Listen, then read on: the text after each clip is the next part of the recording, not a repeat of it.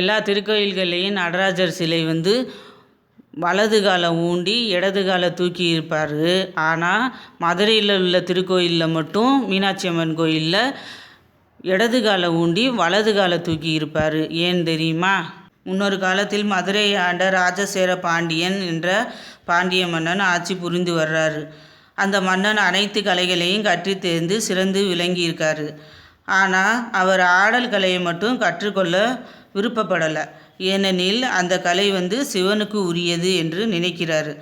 அவருக்கே உரித்தான புனிதமான கலையை நாம் கற்றுக்கொள்ளக்கூடாதுன்னு நினைக்கிறாரு.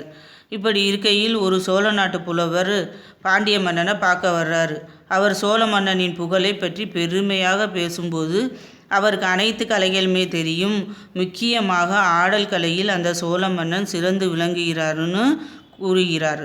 இதை கேட்ட ஆடல் கலையை கற்றுக்கொள்ளாத பாண்டிய மன்னனுக்கு பெருத்த அவமானமாக போகுது. அதற்காகவே ஆடல் கலையை கற்றுக்கொண்டு சிறந்து விளங்க வேண்டும் என்று எண்ணிய பாண்டிய மன்னன் ஆடல் கலையை நன்றாக கற்று கைதேர்ந்து விடுகிறார்.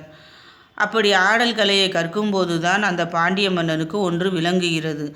ஆடல் கலையை கற்கும்போது அவருக்கு பயங்கரமாக கால்கள் வலிக்க ஆரம்பிக்குது. அப்போது அந்த பாண்டிய மன்னன் நினைக்கிறாரு, சிறிது நேரம் நடனமாடியதற்கே கால்கள் இப்படி வலிக்குதே. பல யுகங்களாக நடராஜர் ஒரே காலிலேயே நடனமாடி நிற்கிறாரே, அவருக்கு எவ்வளவு கால் வலிக்குன்னு தோணுது அவருக்கு.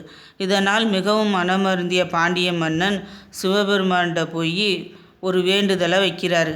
எனக்காக ஒரு முறை உங்கள் கால்களை மாற்றி வைத்து கொள்ளுங்கள்னு கேட்குறாரு. இதனால் மனம் நெகிழ்ந்து போன சிவபெருமான் தன்னுடைய பக்தனின் வேண்டுகோளுக்கு இணங்கி தனது கால்களை மாற்றி வைத்து கொள்கிறார்.